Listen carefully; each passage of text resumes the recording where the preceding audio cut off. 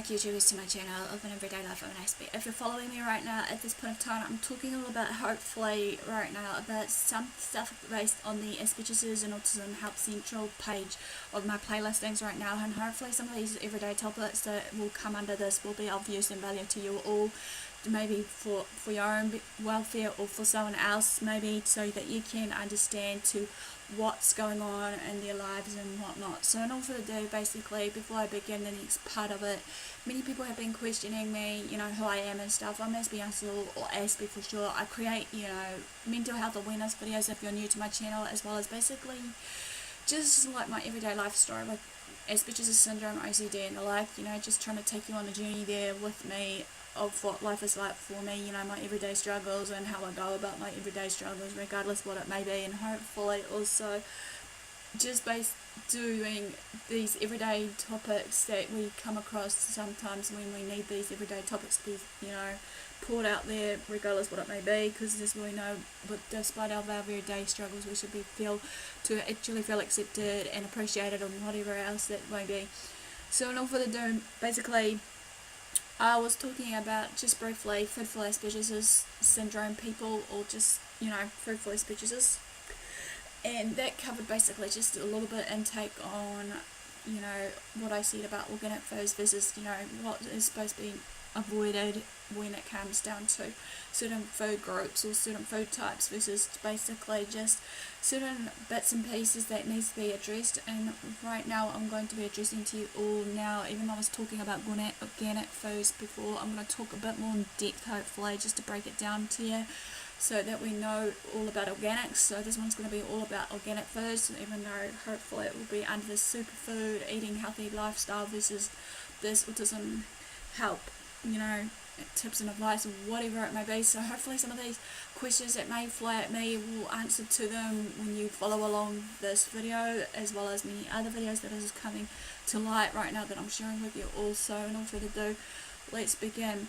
As we know, basically organic food has become very popular in the most recent years, as well as many other dietary intakes of different diets, be it raw organic food versus basically vegetarianism, veganism and all that, which later on I'll discuss more on that also. So basically understanding the benefits of organic food and what the different labels really mean is the first part of it. What I'm trying to say here is, organic food has become very popular, as I said, in the last many years. Okay, but navigating the maze through the organic food labels, benefits and claims can be so confusing for most of us that wants to, buy certain label, food that we feel is right for us regardless. Even though there has been questions, is organic food actually really healthier than, your plain everyday foods that you go by? Do GMOs and pesticides cause cancer and other diseases? Basically, what do all the labels mean? This video guide, I'm going to call it, basically will hopefully help you make better choices about which organic foods are helpful for you and the environment, as well as how you can afford to create more organic food into your diet if need be, if you choose to make that decision. So the first question will be what is organic food? Organic food is basically making a commitment to healthier eating, which starts towards a healthier life. Okay, beyond eating more fruit and vegetables that is necessary in our diet, as well as the whole grains, good fats. However, there's a question out there about the food safety, nutrition and sustainability of these organic foods. How foods are grown, raised can impact both your health and the environment. As said, this brings up many more questions. As said, what is the difference between organic foods and conventionally grown foods? Is organic always best? Are GMOs safe? What about locally grown foods? Look no further, I'm going to explain more further into this nutritional guide, or what have you want to call it, of this video. So the first question was, what does organic mean? Okay, the term organic refers to the agricultural products that are grown and processed. Specific requirements must be met and maintained in order for products to be labelled as organic. However, organic crops must be grown in safe soils, have no modifications from harmful chemicals that we spray on, of all these sprays versus all these pesticides that's needed. It must remain separate from the conventional products. Farmers are not allowed to use synthetic pesticides, biogenic genes, which is those GMOs as I mentioned, petroleum-based fertilizers and sewage sludge-based fertilizers. Organic livestock must have access to the outdoors and be given the organic feed. They may not be given antibiotics, growth hormones, or animal byproducts, however. Right, the benefits of organic food. Organic foods provide a variety of benefits. Some studies show that organic foods has more organic beneficial nutrients such as antioxidants than their conventionally grown counterparts, however. In addition to this, though, people with allergies to foods, chemicals, or preservatives often find these symptoms lessen or go away when they eat only organic foods. Who knew? In addition, to be in mind of the benefits. Number 1, organic produce contains fewer pesticides. Pesticides are chemicals such as fungicides, herbicides, and insecticides. These chemicals are widely used in conventional agriculture, and residues may remain on and in the food we may eat. Sad and daunting fact that we may know about. Number 2, organic food is often fresher. They say fresh food is best and tastes better. Okay, organic food is usually fresher because it doesn't contain the preservatives that makes it last longer. Organic food produce is often, but not always, so watch where it was from though, however. Produced on smaller farms near where it is sold. Number 3, organic farming is better for the environment. Yes, many people may argue the fact that, organic farming may not reduce pollution, but it does, such as your air, water, soil, conserves waters, saving water, reducing soil erosion, increase soil fertility, and uses less energy. Farming without pesticides, however, is also better for nearby birds and small animals, as well as people who live close to or work on farms, however. Number 5, organically raised animals aren't given antibiotics, growth hormones, or feed animal byproducts. The use of antibiotics in conventional meat production, however, will help create antibiotic-resistant strains of bacteria. As we know, there's different strains of bacteria in different foods versus our bodies and everything else that needs to do the work. This means that when someone gets sick from these strains, they will be less responsive to the antibiotic treatment. Not feeding animals byproducts to the other animals reduces the risk of mad cow disease, like recent years before, however. In addition, the animals are given more space to move around and access to the outdoors, both of which help to keep the animals healthy and happy. Number 6, organic meat and milk are richer in certain nutrients. Results of a 2016 European study so far has shown that levels of certain nutrients, including omega-3 fatty acids, were up to 50% higher in organic meat and milk than in conventional raised versions. This may be because the organic milk and beef came from the cattle that graze on a natural diet of grass, while conventional meat and milk usually comes from animals fed with grain. Organic food, number 7, is GMO free.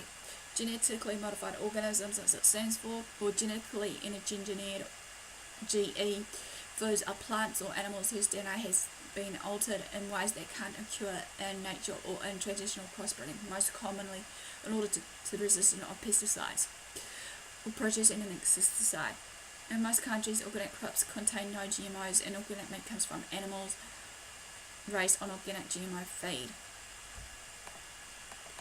Okay, next question you guys may be wondering, are GMOs safe? Okay, even though this has been researched right now by me of the US Food and Drug Administration, which is basically a US research paper that I've been looking at, and other biotech companies that engineer GMOs insist they are safe. Many food safety advocates point out that these products have undergone only short-term testing to determine their effects on humans and the environment.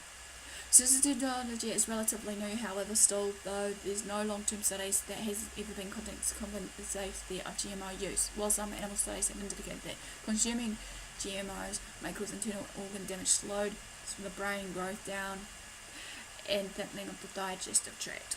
GMOs have been linked to increased food allergens and gastrointestinal problems in humans. Many people think that altering the DNA of a plant or animal can also increase the chance of developing cancer. However, so far, research into the link between GMOs and serious diseases has been proven inconclusive at the present time. Okay, I'm going to basically talk about right now about what are the possible risks of pesticides, if you don't know so already, or just to educate you all here, like it all has to be, educating you all on bits that I want to talk about. So, the possible risks of side effects are as follows. Some studies think or have indicated that the use of pesticides even at low doses can increase the risk of, as I said, certain cancers such as leukemia, lymphoma, brain tumours, breast cancer, prostate cancer, and the like. Number 2, children and fetuses are most vulnerable. Okay, to pesticide exposure because their immune systems, bodies, and brains are still developing, as we know. Exposure at an early age may cause developmental delays, behavioural disorders, autism, immune system harm, and motor dysfunction. But then again, as they say, that can be controversial again about, there's possible risk of pesticides for us autistics. Number 3, pregnant women are more vulnerable. Due to the added stress pesticides put on their already taxed organs, basically the pesticides can be passed from mother to child in the womb as well as through the breast milk that they're feeding from with the baby. As we know, breastfeeding is important to have all these hormones and everything else that needs to be given for that baby to have them with substantial growth. Some exposures can cause delayed effects on the nervous system even years after the initial exposure of the pesticides. Number 4, most of us have an accumulated build-up of pesticide exposure in our bodies due to numerous years of exposure. This chemical body burden, as it is medically known, could lead to health issues such as headaches, birth defects, and added strain on weakened immune systems. And last but not least, number 5, the widespread use of pesticides lead to the emergence of superweeds and superbugs, which can only be killed with extreme toxic poisons. Okay, basically we need to know instead of synthetic pesticides or fertilizer, this is organic farming and local grown purchase I'm talking about here. So excuse me, I forgot to let you know what it is. Instead of synthetic pesticides, however, or fertilizers, organic farmers rely on biological diversity in field to naturally reduce the habitat for pest organisms. Organic farmers are purposely maintaining and pushing the fertility of the soil. So basically, organic versus non-organic produce. Okay. You've got to remember that in certain foods that of the organic produce versus the non-organic produce, there's no pesticides in the organic produce. Number 1 is to really state here, no pesticides are used in the production of making everything with the food, growing them and whatnot. They're growing with natural neutralizers, be it your manure, your compost, and everything else, everything that's environmentally friendly. Number 3 is weeds are controlled naturally, crop rotation, hand weeding, mulching, and tilling. And last but not least, number 4, insects are controlled using natural methods, birds, good insects, traps, and the like. Versus the non-organic produce, conventionally are grown produce, obviously the opposite. They are used by pesticides. And then basically, with this and number 2, it's grown with synthetic or chemical fertilizers. Number 3, weeds are controlled with chemical herbicides. And number 4, insecticides are used to manage pests and diseases. Okay, locally grown fruit and vegetables is the next part I'm talking about here. Locally grown fruits and vegetables, like what they are asking here is, what is local food? There is no, unlike organic snacks, there's no specific definition here for this. But generally local food means food that was grown close to home. That's how I look at it, as well as many others. This could be in your own garden, your local community, your region, or your country. During large portions of the year, it's usually possible to find food grown very close to home in places such as the farmers markets. Why people buy locally grown food? There are many reasons, but the ones I can come up with at the moment is 1, financial benefits. Money stays within the community, it strengthens the local economy, more money goes directly to the farmers, to things like marketing and distributing. Number 2, transportation issues. Basically, as we know, it's based on reducing the risk of air pollution and everything else of all these other chemicals. And number 3, fresh produce. Local food is the freshest food you can purchase. Fruits and vegetables are harvested when they are ripe and thus full of flavour. Small local farmers often use organic methods but sometimes can't afford to become certified organic. If you want to know more, you can visit a farmer's market if there's one nearby to you and talk with the farmers, find out how they produce the fruit and vegetables they sell, as well as any other organic or locally grown foods, be it whatever it may be.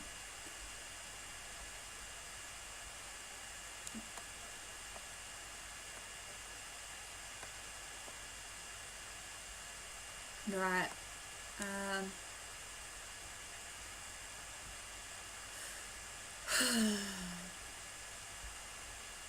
Sorry, I'm just trying to think here what else we could add to this. It's just been a while. Organic meat and dairy. There we go. Another controversy here. Organic meat, dairy products and eggs are produced from animals that are fed organic, non-GMO feed and allowed access to the outdoors, as I said before, so that they can do their own thing, freely roaming around and all that, not trapped in cages like some hens and whatnot. They must be kept in living conditions, however, to accommodate the natural behaviour for these animals to do their job. Ruminants must have access to pasture. No brainer there. Organic livestock and poultry may not be given antibiotics, hormones, and medications in the absence of illness. However, they may be vaccinated against certain diseases. Use of a parasiticide, a substance usually used to destroy parasites, if you need to know, is strictly regulated. Livestock diseases and parasites are controlled primarily through the preventive measures such as rotational grazing, balanced diet, sanitary housing, and reduction of stress. Okay, again, the organic versus conventional meat and dairy.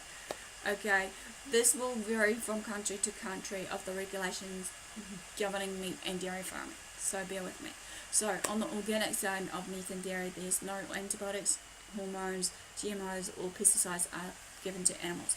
Number 2, livestock are given all organic feed. Number 3, disease is prevented with natural methods such as house cleaning, rotational grazing, and a healthy diet as mentioned. And number 4, livestock and milking cows must graze on pasture for at least 4 months a year, while chickens must have the freedom to roam of movement, fresh air, direct sunlight, just to the outside, which is the sad reality when some people just want to cage certain animals, and the way some animals are treated right now, they seem to question why are they doing this.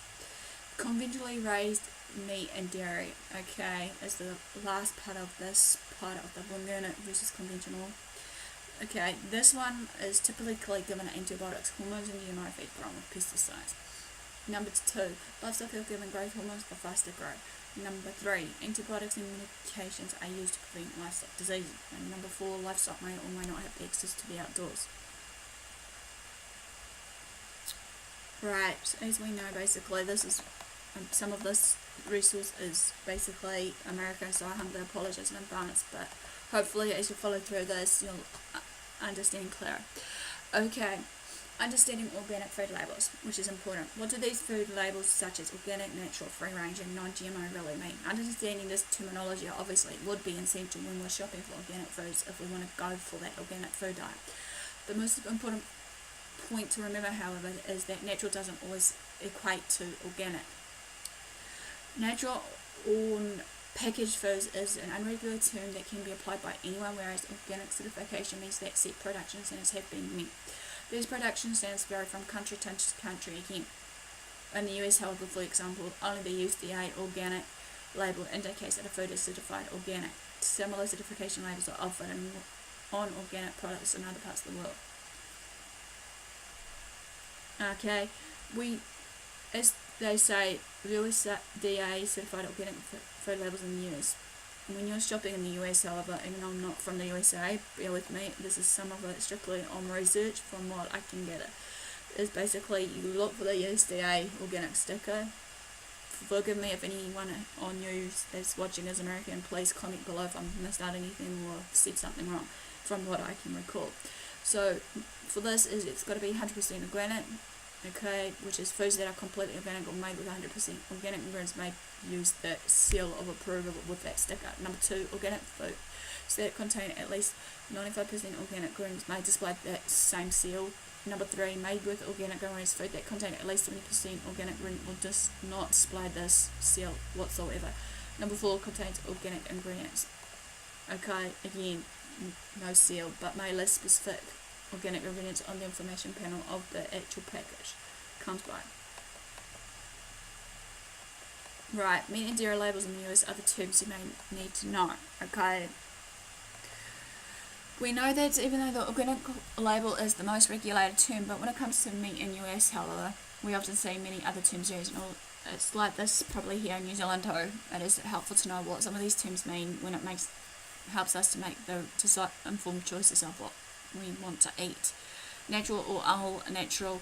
This label will mean minimally processed, and the meat can't have any artificial colours, flavours, preservatives, or any other artificial ingredients in it. Animals can still be given antibiotics or growth enhancers, and meat can be injected with salt, water, and other ingredients. For example, this term can be applied to all cuts of beef since they aren't processed. The natural label doesn't always reflect how the animal was raised or fed, however, again, which makes it fairly unmeaningless. Naturally raised. This claim should be followed by a specific statement such as naturally raised without antibiotics or growth hormones in order to obtain the USDA approval. Read different labels carefully to understand what naturally raised really means to the piece of meat you're buying. Grass-fed, basically, this term claims that animals are fed solely on a diet of grass or hay or have continued access to the outdoors. Cattle are naturally ruminants that eat grass, so they tend to be healthier and leaner when fed this way. In addition, grass-fed beef has been shown to have more of the healthier and leaner when fed this way. In addition, grass-fed beef has been shown to have more of the healthy omega-3 fatty acids. However, if meat is labelled as grass-fed but not certified organic, the animal may have been raised on pasture that was exposed to or treated with pesticide. Free range or free roaming. Broadly, this term means that the animals weren't confined to a cage, as I said, and are actually having free access to the outdoors. Fortunately, there are no requirements for the amount of time the animals spend outdoors or the size of the outdoor space that is available. The terms free range or free roaming doesn't always apply to egg-laying hens, however. While it's difficult to tell exactly what free range means on meat packaging, you can contact the producer directly for clarification. Cage-free means, I've already said, pasture raised. This claims that the animals were not raised in confinement and had a year-round access to the outdoors environment. Again, there are no requirements for exactly how much time the animals have spent outside or the size of outdoor space as well, so this can be misleading for us all. Okay. Keeping the cost of organic food within your budget. Organic food is often expensive than conventionally grown food, but if you see some priorities, it may be possible to purchase organic food and stay within your food budget. Purchase the organic versions of the foods you eat the most and that are those that are highest in pigment if conventionally grown. Venture beyond the grocery store. Consider the following ideas for organic foods. Number 1, shop at organic markets. Number 2, join a food co-op group. Number 3, join a community-supported agricultural farm. Organic food buying tips I want to address here is buy in season. Fruits and vegetables are cheapest and freshest when they are in season. You can also find when produce is delivered to your market that you will know you're buying the freshest food possible. 2, shop around. Compare the prices of these organic items that you're looking for in grocery stores and farmers market and any other venue, even in the freezer aisle. Number 3 is remember that organic doesn't always equals to healthy. Junk food can just as easily be made using organic ingredients. Making junk food sound healthy is common market employ in the food industry, but organic baked beans and desserts and snacks are usually still very high in sugar, salt, fat and or calories, so it always pays to read their label carefully. Okay, many people will be questioning about why is organic food often more expensive than your non-conventional food that isn't organic. The reason is that there are more labour-intensive, treatments and that without the pesticides and all that is used. So since the farms don't use these pesticides, chemical fertilizers or drugs, organic certification and maintaining the status is expensive. Organic feed for animals can cost twice as much.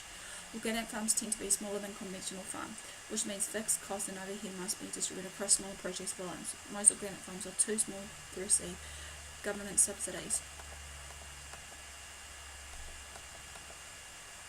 So basically, that will end for this organic stuff I'm talking about. So basically, thanks for watching, guys. Give me the like for thumbs up for applause. Follow me on Twitter, Facebook. Feel free to comment below or private message me on Facebook, AspieAnswersAll, or say direct message me on YouTube. So thanks for watching, guys, and have a great day.